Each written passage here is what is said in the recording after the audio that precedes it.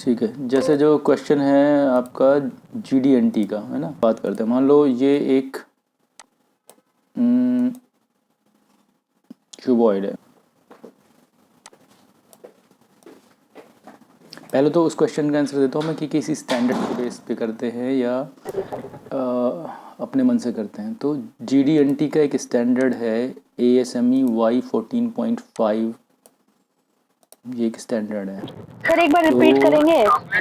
ये जो स्टैंडर्ड है आवाज हमें नहीं आ रही थी एक्चुअली। ASME Y14.5, 14, यस, ये जो है, ये जो स्क्रीन पे दिख रहा है ASME Y14.5, ये आराम से डाउनलोड भी हो जाता है। अगर इसका PDF डालोगे ना तो मिल जाएगा। GD&T पे मैंने इस टॉपिक को कवर करना है फ्यूचर में, बट अभी मोटे तौर पे जो छोटे दो क्वेश्चन थे, एक तो स्टैंडर्ड का नाम क्या है, दैट इज़ ASME Y14.5, और इसे डाउनलोड कर लो। लेटेस्ट वर्जन PDF इसमें हो सकता है लेटेस्ट ना मिले, थोड़ा ठीक पिछला है मिल सर। जाएगा। ठीक है, एक तो ये हुआ। देन नेक्स्ट आता है कि जी हम सर। ज्योमेट्रिक टॉलरेंसेस यूज़ क्यों करते हैं। तो मान लो मैंने ये पार्ट, ये क्यूबॉइड है, ठीक है, ये मैं अगर एक डायमेंशन देता हूँ x और प्लस माइनस इस पर एक टॉलरेंस देता हूँ y, इसका मतलब ये होता है कि थ्रू आउट दिस लेंथ, यहाँ से लेके यहाँ तक ये जो पार्ट है ये x, और उधर साइड में दिख नहीं रहा, एक मिनट डॉट एड करता हूँ मैं, जो बैक साइड वाला है ये,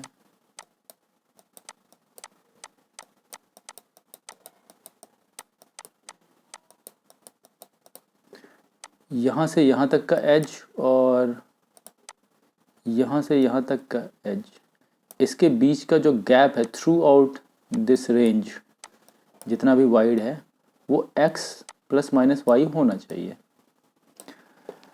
लेकिन अब मेज़रमेंट करने वाला का प्रॉब्लम क्या है कि वो ऐसा तो है नहीं हर माइक्रोन पे नापेगा, यहाँ नापे, यहाँ नापे, यहाँ नापे, यहाँ नापे, यहाँ नापे, हर जगह तो नहीं नाप सकता वो। तो आमतौर पे लोग एवरेजिंग की थ्योरी फॉलो करते हैं, या फिर जब बहुत ज़्यादा सैंपल्स होते हैं तो किसी एक जगह पे मेज़र कर लिया, यहाँ इन दो के बीच में वर्नियर लगाया एंड दे फील कि ये जो डायमेंशन है वही, मान लो यहाँ पे एक्स, इसको मान लो एक्स को थोड़ा बोलते हैं कांस्टेंट वैल्यू ले लेते हैं, 10 प्लस माइनस 0.5, 10 प्लस माइनस 0.5 मैंने दे दिया, और उसके बाद ये भी डिफाइन किया कि भाई मुझे 10 प्लस माइनस 0.5 तो चाहिए। अच्छा, इसको मैं और एलोबरेट करता हूँ, जो 10 प्लस माइनस 0.5 का लफड़ा कैसा है। आमतौर पे लोग एवरेज डायमेंशन लेते हैं। तो सपोज़ ये क्या हुआ, ये जो डायमेंशन है इधर साइड में आ गई 9, ठीक है, मैं थोड़ा एग्जैगरेट करके वैल्यू ले रहा हूँ। यहाँ आ गई एक एज पे आई 9 और दूसरे एज पे आ गई 11, इस वाले एज पे अपनी 11 है, ठीक है। तो इसका एवरेज कितना आया, 10। तो जो मेज़र करने वाला है अब वो धर्म संकट में पड़ जाएगा, इसको कहूँ, इसको मैं ओके कहूँ या नॉट ओके कहूँ। ऐसी वैल्यूज़ आ रही हैं तो मैं उसकी एवरेजिंग ही करूँगा, उसको एकदम सिरे से रिजेक्ट नहीं कर दूँगा। तो ये तो विद इन द रेंज आ गया, 10 आ गया, बहुत बढ़िया, पार्ट बहुत अच्छा है। अगर सप्लायर चाहे तो इस पर अटक सकता है कि मेरा तो पार्ट सही है, एवरेज वैल्यू तो सही आ रही है ना, आपने इसमें कोई पैरेललिज्म तो डिफाइन किया नहीं है कि ये आप ये जो एक सिरा है और ये पैरेलल होना चाहिए। तो इस ज्योमेट्री को, शेप को डिफाइन करने के लिए, शेप को कंट्रोल करने के लिए जो डिज़ाइनर है वो साथ में इसके ऊपर एक पैरेललिज्म की डायमेंशन भी दे देगा कि ये जो है प्लस 10 प्लस माइनस 0.5 तो होना चाहिए, साथ के साथ में ये जो ऊपर वाला फेस है वो नीचे वाले फेस के पैरेलल होना चाहिए। तो जिसमें क्या करेगा, अब ये वो कैसे डिफाइन करता है कि कौन से को मास्टर माने, यानी कि कौन से के रेस्पेक्ट में दूसरे वाले को करना है पैरेलल। तो हम एक फेस को डेटम बना देते हैं। तो मान लो मैंने जब डेटम ए बना दिया, डेटम का मतलब है वो बेस है मेरी, ये ट्रू है, तो इसके रेस्पेक्ट में दूसरे वाले जो फेस की वो पैरेललिज्म मेज़र करेगा। और पैरेललिज्म मान लो वो डिफाइन करता है 1 मिलीमीटर में। सपोज़ वो कहता है कि ये तो रहेगा 10 ± -0.5 का, साथ में पैरेललिज्म रख लो आप 1 मिलीमीटर का। तो इसका मतलब ये है कि इस फेस के रेस्पेक्ट में ये अब इंस्पेक्शन मेथड है कि, और ये जो अपना ASME स्टैंडर्ड है वो खाली GD&T को बताता है कि इस ज्योमेट्रिक टॉलरेंस का क्या मतलब है और इसका टॉलरेंस जोन क्या होगा। तो टॉलरेंस जोन का मतलब क्या है, जैसे कि इन्होंने बताया कि 1 मिलीमीटर में पैरेलल है, तो क्या करेंगे हम यहाँ से 1 मिलीमीटर का बैंड ले लेंगे, मतलब एक वर्चुअल लाइन, ये CMM से यूजुअली होती हैं चीज़ें, तो CMM वाला वर्चुअल एक लाइन बना लेगा, इमेजिनरी लाइन, मान लो ये हो गया और ये हो गया। तो अपना ये जो 1 मिलीमीटर जो हमने पैरेललिज्म की बात करी थी, तो ये 1 मिलीमीटर का मेरा टॉलरेंस बैंड हो गया। इसका मतलब ये है कि अगर ये जो ऊपर वाला एज है इस बाउंड्री के अंदर, अभी मैं क्योंकि मैंने 1 mm बनाया है ना, 1 mm का ये बैंड है, ठीक है। तो जो अपनी मीन लाइन है उसके मतलब जो आइडियल है 10, एग्जैक्टली 10 है, 10 के 0.5 ऊपर और 0.5 नीचे मैंने एक जोन बनाया है। अगर ये ऊपर वाला एज इसी जोन के अंदर रहता है, जब तक इस जोन के अंदर है, मान लो मैं इसको ये वॉयलेट कलर से बनाता हूँ, मान लो मेरा एज ऐसा ऐसा ऐसा ऐसा ऐसा गया हुआ है, तो भी क्योंकि ये विद इन द बैंड है, ये 0.5 के अंदर है, तो मैं इस पार्ट को ओके मानूंगा। और वो ऐसा इसलिए, ऐसा नहीं कि इसमें डिज़ाइनर ने 1 मिलीमीटर लिख दिया इसलिए मैं मान रहा हूँ। डिज़ाइनर ने इस पार्ट के फंक्शन को देख के लिखा है। इसका मतलब ये है कि जिस भी जगह पे ये फिट होता होगा, मान लो एक ये कैविटी सी बनी हुई है, ये एक हॉलो सी कैविटी बनी हुई है जिसके अंदर इसको जाना है, इसके अंदर फिट होना है, ठीक है। मान लो ये जो आइटम है ये इसके अंदर पुश होता होगा, इसके अंदर जाता होगा, ये फिटमेंट आइटम है। तो क्या होगा कि अगर ये 10 ± -0.5 है और 1 mm का हमने इसमें पैरेललिज्म भी अलाउ कर दिया है, तो इसका मतलब ये 10.5 तो ये हो गया और मैंने 1 mm का इसमें अलाउ, यानी 0.5 अपर, तो ये है अपनी ये मैक्सिमम जो इसकी रेंज है, बड़े से बड़ा जो पार्ट है 10.5 मिलीमीटर में जा सकता है। और इसके ऊपर हमने 1 mm का जो 0.5 अपर साइड में, 0.5 लोअर साइड में ज्योमेट्री टॉलरेंस दे रखी। तो ये जो चीज़ है अगर स्लाइड फिट है, तो इसका मतलब ये जो अंदर का गैप है, ये कम से कम इसके अंदर का जो स्पेस है वो कम से कम 10.6 या 10.55 होना चाहिए। मतलब ये जो अपनी अपर टॉलरेंस है उससे बड़ा होगा ये, ताकि इसमें स्लाइड हो जाए।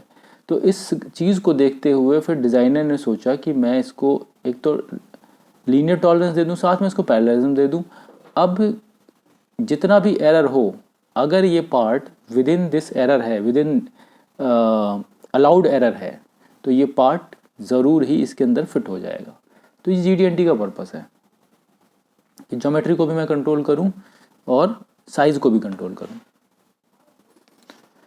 तो जब हम GD&T पे डिटेल में जाएंगे, GD&T अपने आप में एक अलग डिबेटेबल चीज़ है।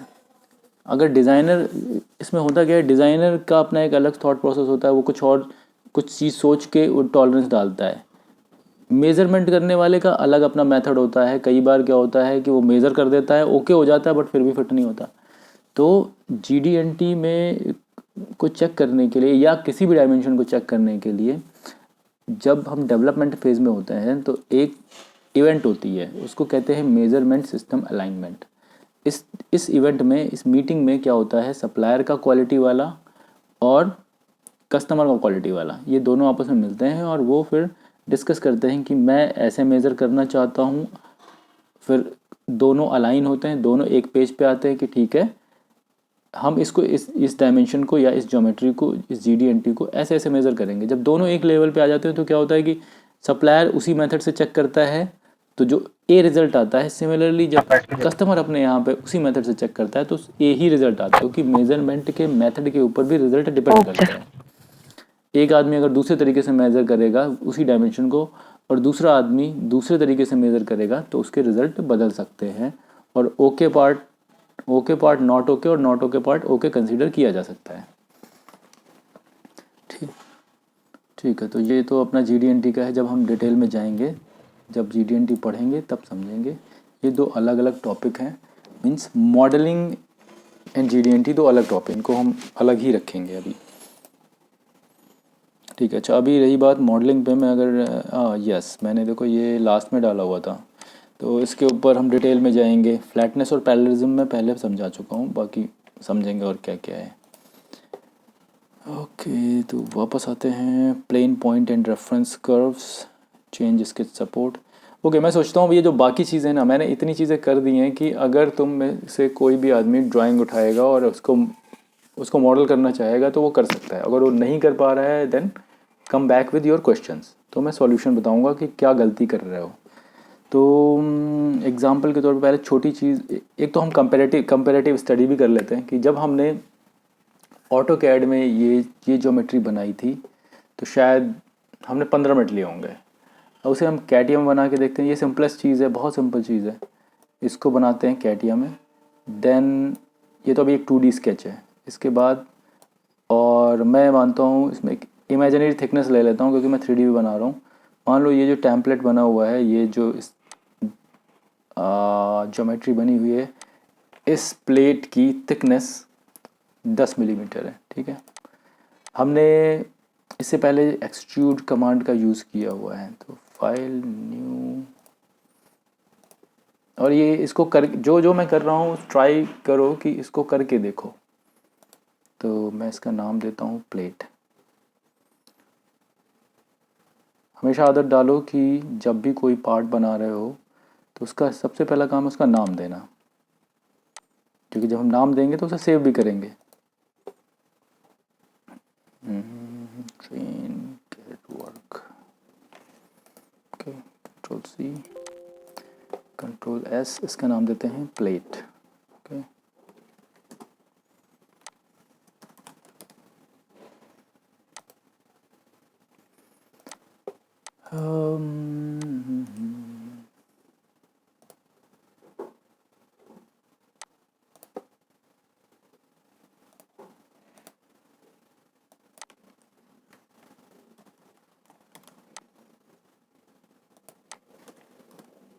वैसे नंबर है, मैंने नाम तो पहले डाल दिया, मुझे इसका नंबर देना था। मान लो प्लेट-01, इसका नंबर है। आमतौर पे हर कंपनी का अपना एक नॉमेनक्लेचर सिस्टम होता है, वो पार्ट को नाम कैसे देना है कि वो अगला पार्ट पे ये बताता हो कि पिछले पार्ट का क्या नंबर था। उसकी एक सीक्वेंसिंग होती है। ऐसा नहीं है अगर आप रैंडम पार्ट उठाने लगोगे, पता चला आज तो आपने नंबर दे दिया 55, ABC 55, फिर आपका जो फ्रेंड है, क्योंकि एक डिपार्टमेंट में बहुत सारे लोग होते हैं जो डिज़ाइन पे काम कर रहे होते हैं, उसको तो पता नहीं है ये कि 55 बज चुका है, या तो वो सीक्वेंसिंग फॉलो करते हैं। कई बार जिनके पास PLM होता है उनके पास तो प्रॉब्लम नहीं है, वो सेम नंबर कभी बन ही नहीं सकता। अगर वो सेम नंबर सेव करेंगे तो PLM एरर देने लगेगा। बट जिनके पास मैनुअल सिस्टम है वो भी एक एक्सेल सर मैं वही वेट कर रही हूँ। लिस्ट मेंटेन करते हैं और हर नए प्रोडक्ट का अगला ऑटोकैड पे तो नंबर कर रही होता हूँ मैं है। प्रैक्टिस। फिलहाल अभी हम जी नंबर की बात करें तो ये हुआ प्लेट, एंड इसको ट्राई करके देखना। अभी वैसे हो सकता है एक आध दिन में तुम्हारे पास कैटिया आ जाए, okay. Then start working that software. और अगर ऑटोकैड, बट ये जो चीज़ें हैं जो स्केचेस हैं, हाँ, तो ये स्केचेस है, अगर ऑटोकैड पे स्ट्रॉन्ग प्रैक्टिस हो जाएगी ना तो कैटिया में बनाने में ज़्यादा मेहनत नहीं, मतलब ज़्यादा टाइम नहीं लगेगा। तो जैसा मैंने बताया था कि हम हमेशा या तो सेंटर के क्लोज रहने की कोशिश करते हैं, या तो वो कोई एज, इस टाइप की चीज़ में कोई एज जो है अपना सेंटर के पास रखते हैं। Keep it like this one straight trapezoidal this. वैसे मैं प्रेफर करता हूँ कि कम से कम एक डायमेंशन में पहले दे दूँ ताकि मुझे पता चले कि कहीं ऐसा तो नहीं मैंने ये, हो सकता है ये जो स्पेस है वो 1000 मिलीमीटर का हो, और जैसे ही मैं इसको एक डायमेंशन दूंगा तो वो क्या होगा, पूरा का पूरा श्रिंक हो जाएगा, सारी चीज़ें छोटी हो जाएंगी। ओके, तो लेट्स मेक इट 72। ओके, 72, इसके बाद एक हॉरिजॉन्टल 240। ओके, और ये सोचो मेरे पास इतनी छोटी स्क्रीन है, उसके बाद मैं आराम से काम कर पा रहा हूँ क्योंकि मैं किसी एक अप्रोच को फॉलो कर रहा हूँ। अगर रैंडमली इधर उधर भागने लगूँगा तो ये नहीं हो पाएगा। 240 यहाँ चला गया। नाउ जो वाइट हैं वो कंस्ट्रेंट नहीं है, मतलब इन पे मैंने कोई लिमिट, इनको डिलिमिट नहीं किया हुआ है किसी नियम, किसी डायमेंशन के थ्रू, इसलिए वाइट है। जब ये सारा का सारा कंस्ट्रेंट हो जाएगा तो अपने आप ही ग्रीन हो जाएगा। Okay, now 88, 64, 64। अगर मुझे एक ही कमांड एक्टिव रखनी है तो मैं डबल क्लिक मारूंगा कमांड पे।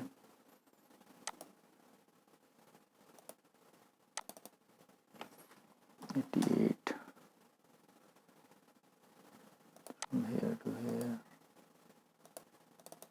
64 from here to here। अब जैसे ये एंगल बन चुका है, अब या तो मैं इसे स्क्रिप्ट करूँ, दूसरा तरीका है इसको मैं बताऊँ कि मुझे डिस्टेंस चाहिए, एंगल नहीं चाहिए। ओके, लेकिन ये नहीं हो पाएगा क्योंकि मैंने लग रहा है जो पॉइंट जो पिक किए थे वो गलत पिक कर लिए थे। वैसे इसके लिए मुझे जूम करना चाहिए इसको ताकि मैं सही पॉइंट पिक कर सकूँ। ठीक है, कभी भी इसमें बहुत दूर से निशाना नहीं मांगना चाहिए। अभी ये क्या है, अलाइन डायमेंशन चली कि मुझे वर्टिकल या हॉरिजॉन्टल चाहिए। ये इधर डायरेक्शन में मेरे को चाहिए तो वर्टिकल कर लो। ठीक है, 64 ये हुआ। अभी मैं कहाँ हूँ, मैंने ये सारी डायमेंशन दे दी है, दिस। ओके, अभी भी ग्रीन नहीं हुआ। कुछ तो ऐसा है जो कम है।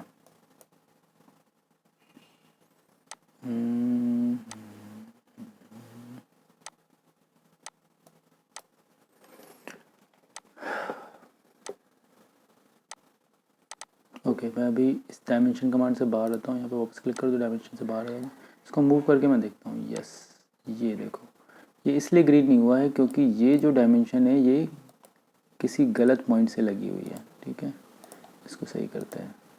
अगर ये पता करना है कि क्या गड़बड़ है तो इस पूरे स्केच को जब हिला के ऊपर नीचे करके रखिएगा तो पता चल जाएगा क्या चीज़ ऐसी है जो अब पूरा ग्रीन हो गया, मतलब ये कंस्ट्रेंट है।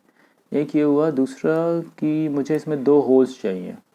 मैं ये भी कर सकता हूँ कि इस सिस्टम को इतने हिस्से को सॉलिड बना लूँ, उसके बाद 2 होल काटूँ, या अगर मैं इसी ज्योमेट्री में 2 सर्कल बना दूँगा तो क्या होगा कि कैटिया क्या करता है, जो आउटर बाउंड्री है उसको सॉलिड कर देगा और अंदर जो भी ज्योमेट्रीज होंगी उनको हॉलो समझ लेगा जब 2-3 ज्योमेट्री होती हैं तो।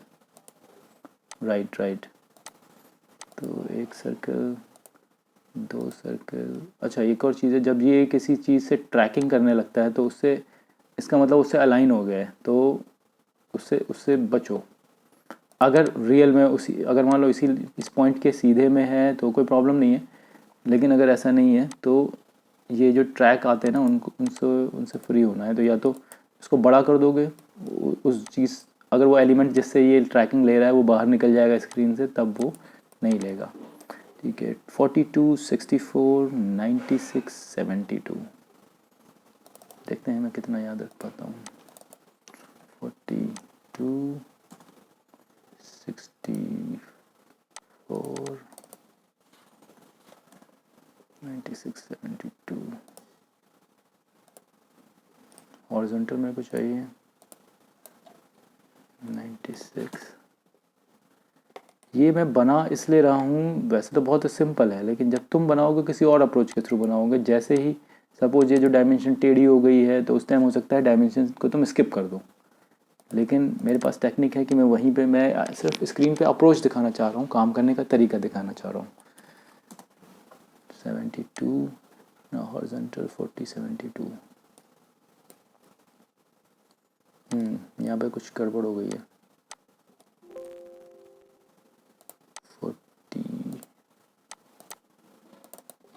40 and here 72।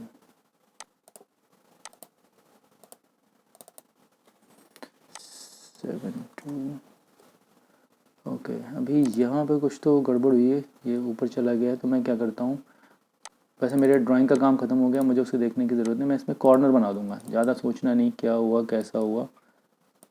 यहाँ पे जाओ, इस पे क्लिक करो और इसको जहाँ तक लेके जाना है, जहाँ कॉर्नर बनाना है उस लाइन को टच कर दो, तो उन दोनों से मिलके एक कॉर्नर बन जाएगा। ओके, कोई एक डायमेंशन के साथ कुछ तो हो गया है। ओके, ये वाला हुआ क्या है कि ये इसके साथ कॉइंसाइड किया था मैंने, कोइंसिडेंस था, लेकिन वो कुछ गड़बड़ हो गई, जिसकी वजह से तो मैं क्या करूँगा, वापस को कोइंसिडेंस कर दूँगा।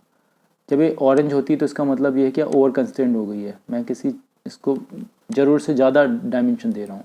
बट जैसे ही वो इमेजिन कर रहा था मैं कहीं और से डायमेंशन देने वाला हूँ कैटिया, बट जब मैंने यहाँ से दी तो उसको लगा ओ इट इज़ करेक्ट, कोई प्रॉब्लम नहीं है। राइट क्लिक, कोइंसिडेंस कर दो, डायमेंशन देने की ज़रूरत नहीं है। इस टाइप की चीज़ों में देखो हमें ऐसा नहीं करना है, इसको ले जगह और यहाँ पे ज़ीरो कर दिया, ठीक है। ये एक प्रोफेशनल वे नहीं है, करने को तो कर सकते हो, बट इसकी बजाय ये तो ये नॉर्मल डायमेंशंस हैं। एक मिनट, इसका नाम है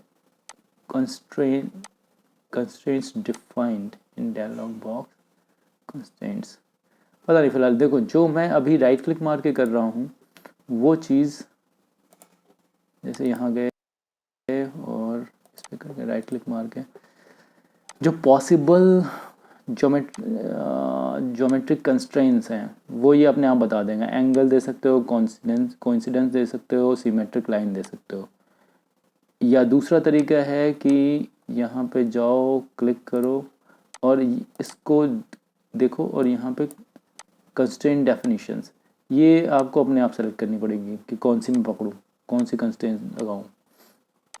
तो मैं इस कंस्ट्रेंट का यूज़ ना करके, दोनों एक ही चीज़ है, डायमेंशन के थ्रू प्रेफर करता हूँ दोनों को। लो, राइट क्लिक, कोइंसिडेंस कर दो, ये मैच कर गया, ठीक है। ओके, तो मेरा जो मैंने बनाना था वो बन गया है। इसकी थिकनेस जैसे हमने बोला था शायद 10 मिलीमीटर, लेट्स मेक इट 10। अब अपनी मर्ज़ी है, अगर मैं इसको मिरर सिमेट्रिक करना चाहता हूँ तो 5 कर सकता हूँ, ठीक है। मेरा एक्सटेंट 5, तो मिड प्लेन के दोनों तरफ 5 और 5 हो जाएगा ये, और एक ये 10 मिलीमीटर मोटी प्लेट बन जाएगी मेरी। तो ये देखो, ऑटोकैड के कंपैरिजन में कैटिया बहुत ज़्यादा आसान है, लेकिन इजी चीज़ों के लिए आसान है, कॉम्प्लिकेटेड चीज़ों के लिए थोड़ा मुश्किल है। ऑटोकैड की कोई लिमिट नहीं है, ऑटोकैड में आप कुछ भी बना सकते हो, कुछ भी का मतलब आड़ा तिरछा कुछ भी, जो समझ में नहीं आता वो भी, क्योंकि उसमें आपको सिर्फ कॉपी करना होता है, जो लाइनें खींची हैं बनाते चले जाओ। यहाँ पे क्या होता है कि अगर आपने सारे व्यूज़ को नहीं समझा, ऑटोकैड में क्या है कि अगर बनाना पड़े तो कुछ नहीं समझ में आ रहा तो एक व्यू बना दो। 30, मान लो 3 व्यू हैं किसी चीज़ के, तो 33% तो आपका हो गया, 33% आप करके चले आए। कैटिया में क्या है, सिर्फ एक व्यू से काम नहीं चलेगा, बनेगा तो पूरा बनेगा या तो फिर कुछ नहीं बनेगा। तो बस इतना फ़र्क है। तो अभी तो बहुत सिंपल एक्सरसाइज हैं, मैं वही लेके चल रहा हूँ। फिर अगर कोई ऐसी चीज़ दिखती है जो को बड़ी कॉम्प्लिकेटेड लग रही है, समझ में नहीं आ रही है, तो उस पर हम बात कर सकते हैं, उसको लेके आओ, उस पर काम करेंगे। हाँ, और एक मेरे को याद है, पता नहीं तुम उस टाइम थी या नहीं थी, कौन कौन से बच्चे हैं अभी यहाँ पे, कोई और आया ही नहीं आज लग रहा है। कहाँ है, मैंने एक एक्सरसाइज दी थी, मैंने एक क्वेश्चन पूछा था जब मैं छुट्टी पे गया था उस एक ज़माने में। तो मैंने एक क्वेश्चन पूछा था ये कि कोई एक चीज़ है जिसका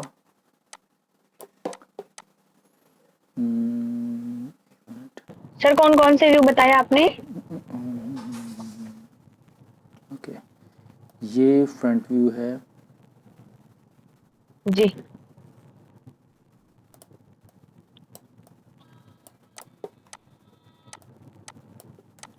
ओके सर, ट्राई और ये करते। टॉप व्यू है, ठीक है। इसका साइड व्यू बना के लाना ठीक है, है, तो एक बार कोशिश करो। ये किसी ने मुझसे इंटरव्यू में पूछा था ठीक है सर। और मुझे क्वेश्चन अच्छा लगा था, लेकिन मैं बता नहीं पाया था। तो देखो, तुम में से जो भी वीडियो देखेंगे बाद में, कौन बाय। से बना पाता है, इसका साइड व्यू बनाना है, ठीक है। ज़रूरी नहीं 3D पे बनाओ, पेपर पे बना सकते हो, ठीक है। तो मैं इसे फ़िलहाल, मेरे ख्याल से आज का हो गया जितना कर, एक को रख लो फ्रंट और इसको मान लो टॉप, एक फ्रंट व्यू है, एक टॉप व्यू है, इसका साइड व्यू बनाना है। साइड व्यू क्या होगा? ठीक है, वो स्केच भी चलेगा, ज़रूरी नहीं, ऑटोकैड भी चलेगा, स्केच भी चलेगा, 3D नहीं भी है तो भी चलेगा। ठीक है, आज का क्लोज करते हैं। सेव नहीं कर रहा हूँ भाई से। बाय, अभी तो कोई है ही नहीं, तो बाय एवरीवन तो करने का कोई लॉजिक नहीं है।